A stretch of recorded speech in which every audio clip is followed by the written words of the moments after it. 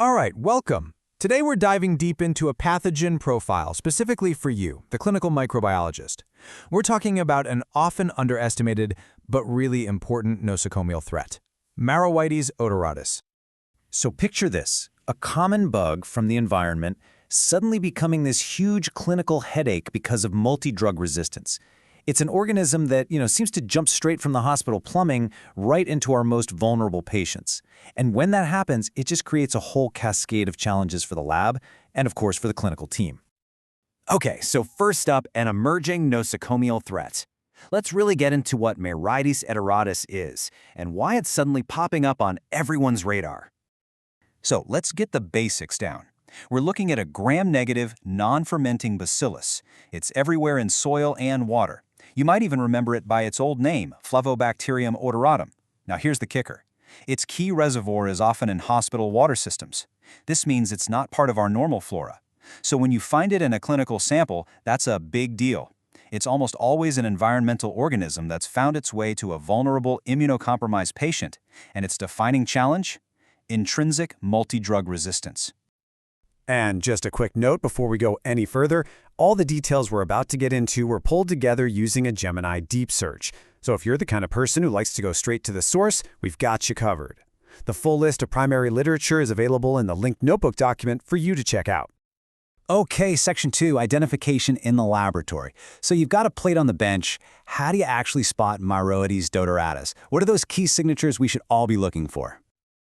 For any experienced microbiologist, the first clues are often with your senses, right? It's that distinct, sweet, almost fruity odor. Some people say apples, others say pineapple, and then you've got that classic non-diffusible yellow pigment from the flexirubin. These are your first big hints. All right, let's break down its biochemical profile. It's a gram-negative rod, a strict aerobe, and it's oxidase positive. But here are the really crucial bits. That fruity odor is a strong presumptive ID. And, very importantly, it's indole negative. That's your key differentiator from other similar bugs like Elizabeth Kingia. One word of caution, though. Growth on MacConkey agar is super variable. Some strains grow poorly, some don't grow at all. So you really can't rely on it for speciation. Of course, for a definitive ID, we're going to lean on our modern tech. MALDI-TOF MS? Absolutely. It's usually fast and super reliable. But, a heads up, some of your automated systems might only get you to the genus level, just Myroides species. And when you absolutely need that species-level accuracy, which is pretty critical, especially when you think about different MBLs and other Myroides species, then 16S rRNA gene sequencing is still the undisputed gold standard. Okay, so we've got the organism identified.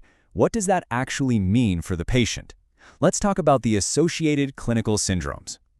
So Myroides odoratus causes a whole spectrum of opportunistic infections. We're talking skin and soft tissue infections, UTIs, bacteremia, you name it. But here's the common thread. It almost always targets patients who are already vulnerable. Think immunocompromised patients, people with diabetes, trauma, or those with indwelling devices like catheters, which basically act as a superhighway for the bug to get in. And this brings us to the absolute core challenge with this pathogen. We're talking about its incredible and, frankly, formidable antimicrobial resistance profile. Okay, so what's its secret weapon? It's something called the TUS1 metallobeta-lactamase, or MBL. Think of this as its trump card. It's a chromosomally encoded enzyme that just shreds through penicillins, cephalosporins, and yes, even our big guns, the carbapenems. It basically neutralizes the entire backbone of our typical gram-negative therapy. And this is where things get really interesting for the lab. It's something called the carbapenem paradox. You'd think, with an MBL, it would just wipe out all carbapenems, right? Well, not exactly.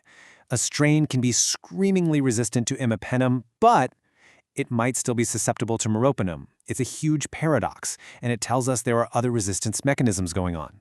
The bottom line for us in the lab, you absolutely positively have to test both drugs independently. You just can't predict one from the other. So how do we interpret susceptibility? Well, there are no species-specific EUCAST breakpoints, so we have to rely on pharmacokinetic/pharmacodynamic or PK/PD interpretation. And look at this data from a big study of 59 isolates. It is so telling. Moxifloxacin looks great, with over 91% of isolates susceptible. But look at the other quinolones, levofloxacin, ciprofloxacin, they perform terribly. And right there you see that carbapenem paradox in plain sight. Meropenem, almost 68% susceptible. Imipenem, less than 7%. It's a massive difference. So, with this ridiculously complex resistance pattern, how do you even begin to treat it? And maybe more importantly, how do we stop it from causing infections in the first place? Okay, rule number 1, therapy must be guided by your AST results. Trying to guess with empiric therapy is just a recipe for failure. Looking at the international data, if the bug is susceptible, your best bets are often the fluoroquinolones, especially moxifloxacin, and also trimethoprim sulfamethasol. And for those really nasty, extensively drug-resistant strains, agents like minocycline and tigecycline are emerging as absolutely critical last-line options. Now, this is a really important point for our colleagues in the Netherlands. If you look at the national SWAB guidelines, there are no specific treatment recommendations for Myroides odoratus. That's huge. It means there's no national playbook. So the responsibility really falls on the local clinical microbiologists to step up and provide that expert therapeutic guidance using your own lab's data and what we know from the international literature. And what about the pediatric population? This is always a tricky area, right? The data is pretty sparse. But we do have case reports showing that for severe, multi-drug-resistant infections, agents like fluoroquinolones and minocycline have been used successfully. It's really a case where the potential benefits just have to outweigh the known risks, especially when you have no other viable alternatives. Ultimately, this all comes down to prevention. I mean, of course, strict hand hygiene and contact precautions are fundamental, but that's not enough. You have to go after the source. And the primary reservoir is the hospital water system. That's the real key here. So let's be really clear about this. Finding Myroides odoratus should be treated as a sentinel event. It is way more than just another ID on a lab report. It's a massive red flag. It's a signal that you need to take a hard look at your facility's environmental control measures, especially the water. And that really leaves us with a big question to think about for all of us. How can your institution, your hospital, get better at monitoring its water systems?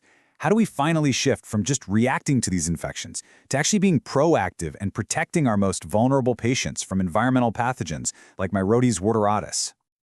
Well, that's our deep dive into Myroides odoratus. We really hope this profile has been useful for you in the lab. If it has, please consider subscribing to the channel for more explainers like this. And hey, we genuinely want to build a community here, so please share your own institutional experiences with Myroides in the comments below. What are you seeing? Let's learn from each other. Thanks so much for watching.